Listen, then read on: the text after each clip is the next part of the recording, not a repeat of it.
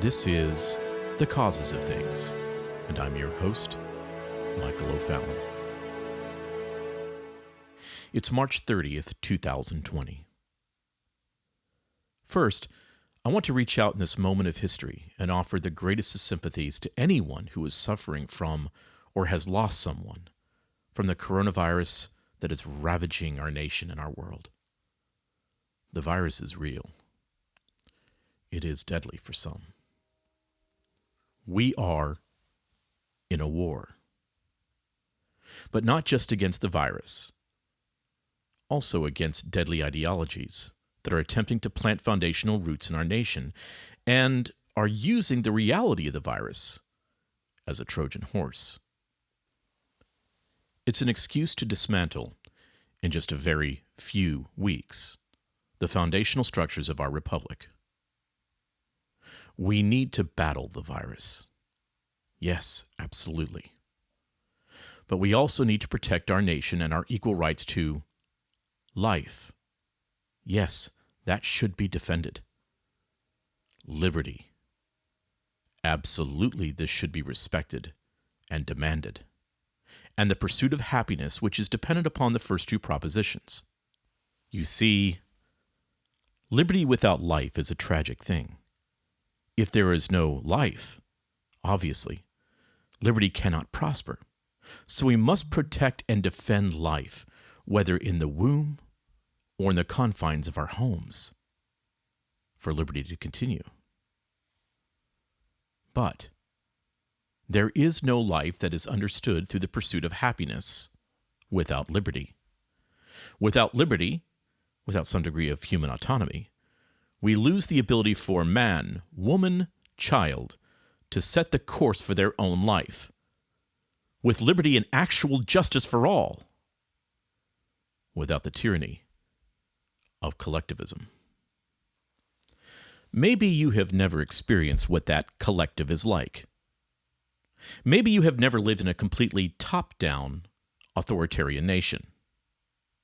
Well, perhaps right now, from personal experience, I can give you a taste.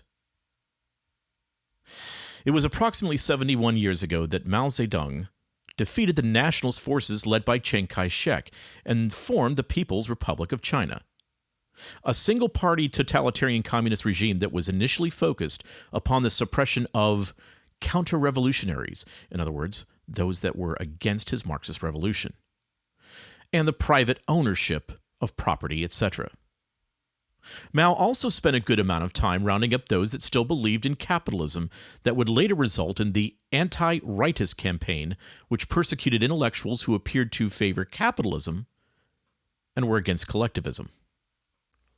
While Mao's interests were economic, he also wanted to reshape China's cultural future, disposing of the past and perilously running towards a blank, brown canvased future.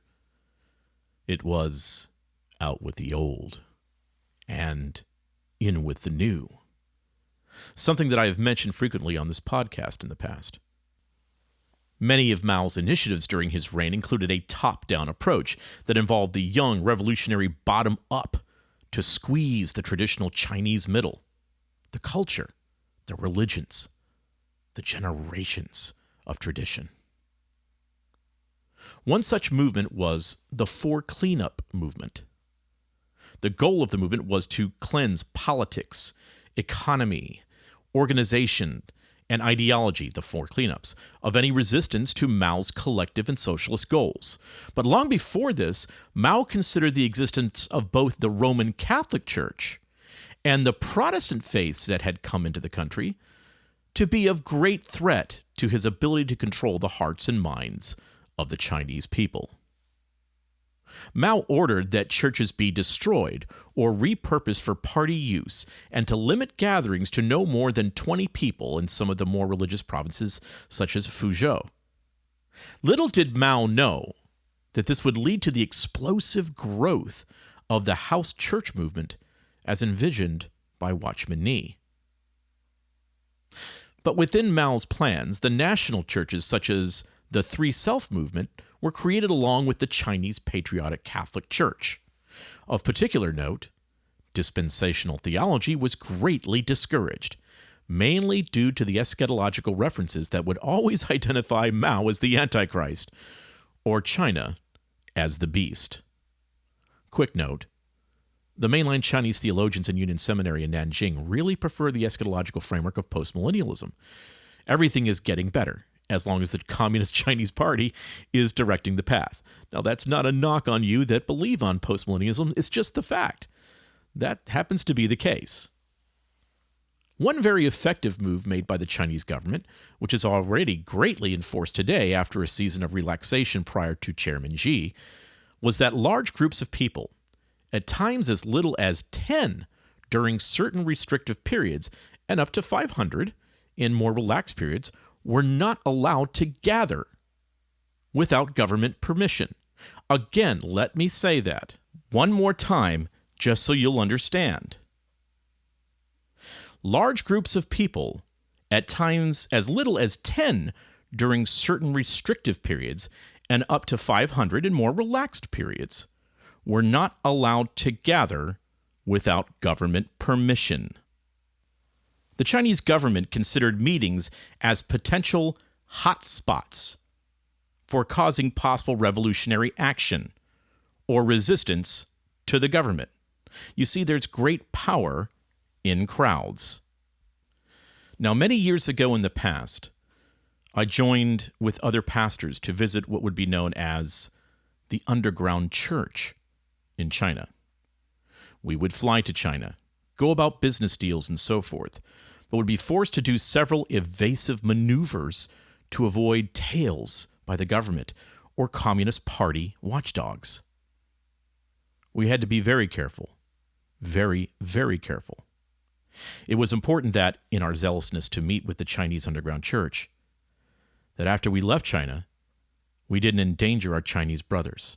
We didn't want to create the possibility that those that we were visiting would not be gathered up and sent to prison, or worse, after we left. After our evasive maneuvers, we would gather with several members of the underground church, hear testimonies, pray, read through Scripture, and then we would strategically and carefully disperse. On several occasions, we would gather in a small hotel room or apartment with 20 or so other Christians to worship very carefully, very quietly, not knowing when a boot may come crashing through the door, disrupt our service, and haul away those in violation of the laws concerning gatherings. This was real. We jumped through serious hoops to try to minimize the risk. Maybe you have never faced this kind of reality before. The sad thing is, I can't take pastors to China anymore. With the surveillance system and the social credit scoring in place in China starting in 2018, it would be virtually impossible to do what we did more than 10 years ago. You see, today, China is basically run through an artificial intelligence national brain, an omnipresent Santa Claus that knows when you've been sleeping, knows when you're awake, knows when you've been bad or good. So you'd better be good, for goodness sake, or there will be consequences if you oppose the state, or if you act in any sort of way that engages your own personal autonomy. You see, in China, all cell phone and smartwatch technology is traced at all times, as are your buying habits, your fitness habits, and your lifestyle. The online and social media messaging is censored, measured, and if any discussion happens against the state, there will be immediate consequences. If you resist, there is swift punishment. You cannot gather for religious or political purposes, not without the government's permission. It is exponentially past Orwellian. it's a good thing you live in the United States, right? I mean, we have the freedom of assembly. We don't have the state telling religious institutions what to do, what to preach, and what messaging should be delivered. Right? I mean, things in this country would never get so extreme as in communist China, where gatherings of people of 50 or more needs to have the permission of the government. I mean, it's not like they're going to be shutting down churches, synagogues, mosques, or hauling away pastors, arresting them. Right? Well, a few things should give you pause. Firstly, in New York City.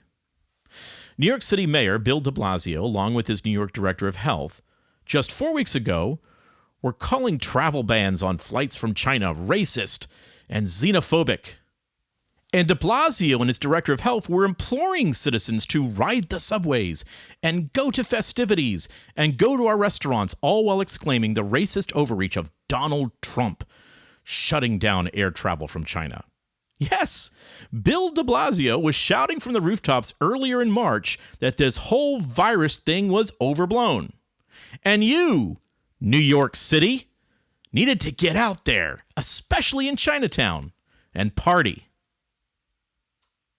Now, all of the sudden, just a couple of weeks later, Mayor Bill de Blasio has completely changed his tune.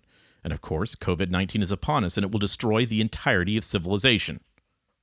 And so New York must be turned into a totalitarian police state. Immediately.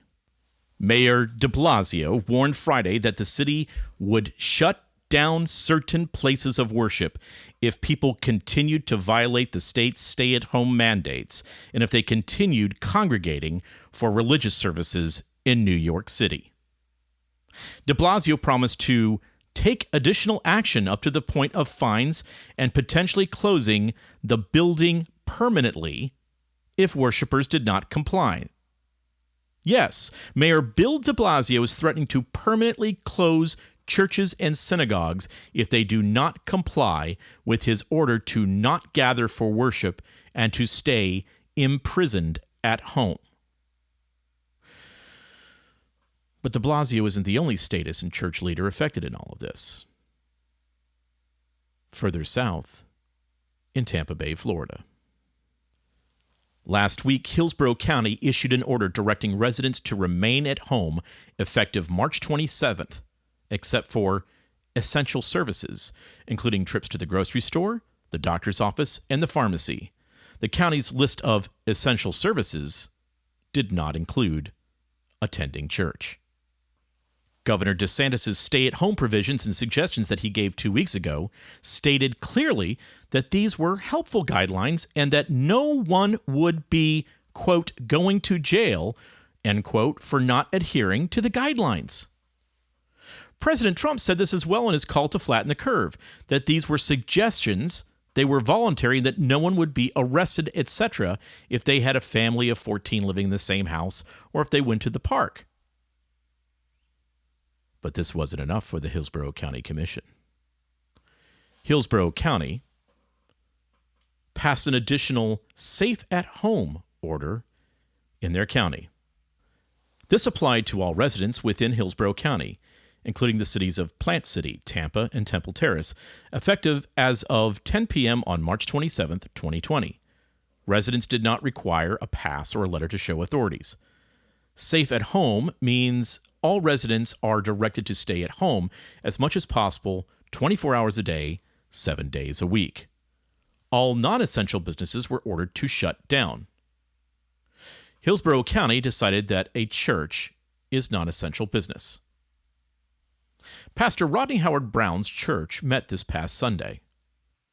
According to Pastor Brown and his attorney from Liberty Counsel, River Church took extra health precautions for its services Sunday.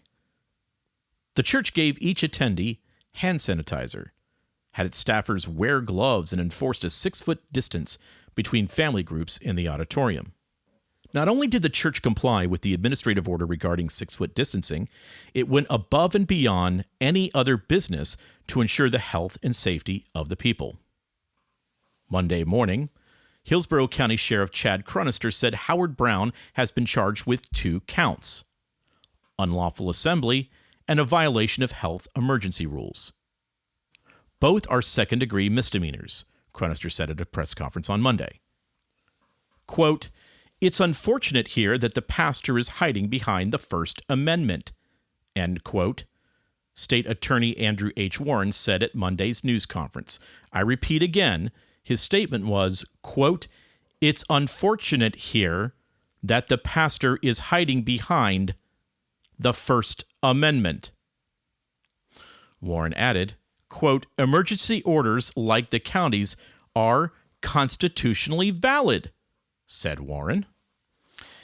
And I would ask Warren this: how can you accuse someone of, quote, "hiding behind the First Amendment," end quote, and then in the same breath state that your order was constitutionally valid? This is impossible. Firstly, I don't believe that any pastor that chooses to gather for worship on Sunday is, quote, "hiding behind the First Amendment," end quote. The First Amendment guarantees certain rights of assembly that are the law of the land. It is a shield against tyranny with the weight of the federal government behind its wisdom. It's what our country is built upon. The state's attorney Warren continues, quote, "I would remind the good pastor of Mark 12:31, Warren said, referring to the Bible. I continue, quote, "There is no more important commandment than to love your neighbor as yourself. And loving your neighbor is protecting them and not jeopardizing their health by exposing them to this deadly virus," end quote. Again, the state's attorney is not quoting a law or a constitutional provision that would allow him to leap over the United States Constitution and then, literally out of thin air, eisegetically butcher the application of Mark 12:31 in the same fashion that he just butchered the United States Constitution. In particular, Warren stated that, quote, "There is no more important commandment than to love your neighbor as yourself," end quote. Excuse me, sir, if I may. You know, there is another character the Bible warns us about that has a tendency to say, quote, "Did God not say?" end quote, who then takes Scripture completely out of context and twists it. You see, the most important commandment, the greatest commandment, is to love the Lord with all of your heart, mind, and soul. This is the first and greatest commandment. And then Jesus goes on to say, and the second is like it, love your neighbor as yourself. All the law and the prophets hang on these 2 commandments. So you can't have one without the other. Now let's look at the constitutional issues. The United States Constitution is the law of the land. It is the legal framework. It still applies when sickness and pestilence abound. The government cannot decide to limit your liberties arbitrarily. And once again, please note, this isn't about whether or not you agree with Pastor Brown's theological convictions. This is about the right of assembly and the freedom of worship.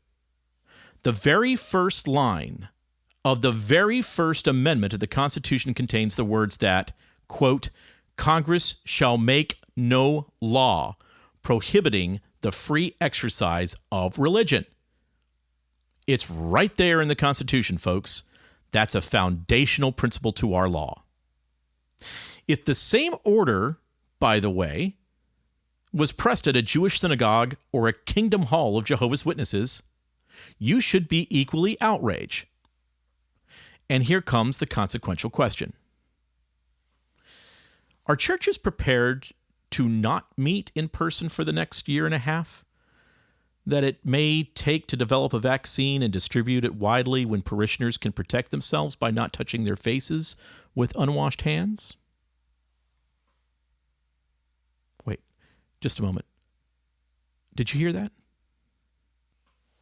This sounds so familiar, like something I heard 10 years ago. Seems like I can faintly hear the approach of the Red Guard again. Or maybe it's the fiery rhetoric of Stalin. Or the tyrannical voice of Pol Pot. I hear, maybe a little bit louder because it's closer to my heart, as my relatives in Cuba did, the voice of Fidel Castro and Che Guevara. Oh, it's a familiar voice. It is the voice of coming tyranny. Cloaked in safety, protection, care for the collective good, and virtue. Just like in China. Our current laws in place are basically the same as what was practiced in China when Mao seized control for the Communist Party and, even to a greater extent, during the Cultural Revolution. No gathering of more than 10 or 50 people without state permission, depending on the province. Now, I want you to think for just a moment. What positive attributes came to China and helped the Chinese Communist Party with the coronavirus?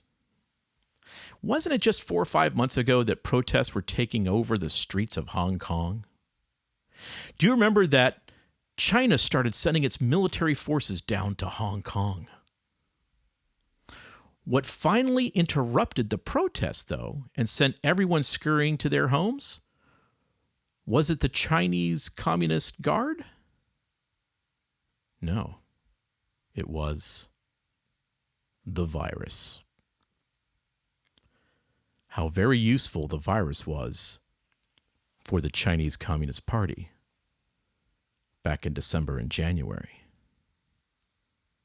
Quietly, though, and I know this from good information, underground churches kept meeting. You see, they still find a way, and they defied the beast known as the state. But at any moment, any second, the door could come crashing in. The leading ones could be arrested and taken away. Whew. Thank God we're not in China, right? Or have we exchanged our liberty for safety? And no doubt, again, the virus is real. It's deadly. But along with this, have we exchanged the truth for a lie? And are there those that minister and lead in the church who want to call themselves, quote, trusted voices, end quote, who dismiss the concerns of Americans who see dangerous precedents being set? Are those trusted voices who have been preparing this statist move leading their own sheep into serfdom and slavery? Tell me also, what happens with our online church if the government, local, state, or federal, decides that they didn't care for what you said online? What then if you are deplatformed as a church on all social media and on your live stream? What then? Because you can't meet physically at your church now, can you? You may be arrested. But don't worry. If you're arrested, the prisons are nearly empty. You see, they have been letting all the felons and inmates go. Yes, even child rapists, for their own protection. We could always go with the Chinese and Korean model. We could just track all of you, all of the time, on your phones and on your smartwatches, and by facial recognition. That way, if you have tested positive, we could just arrest you immediately. Ladies and gentlemen, we have officially started to transition from what was the Republic of the United States of America into some rough statist beast.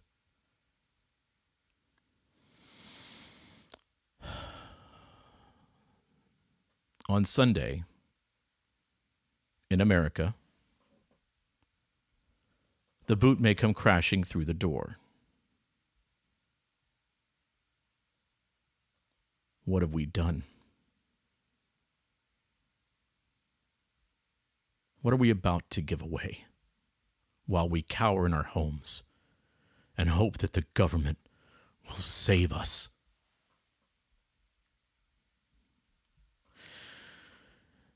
We in this country, we had better be unified.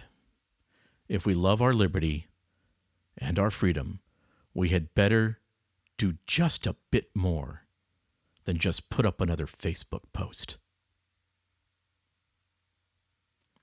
It might be time that we start making some demands of our government and of the state.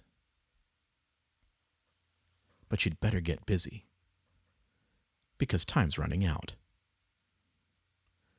Do pray that God will keep us healthy and keep us safe.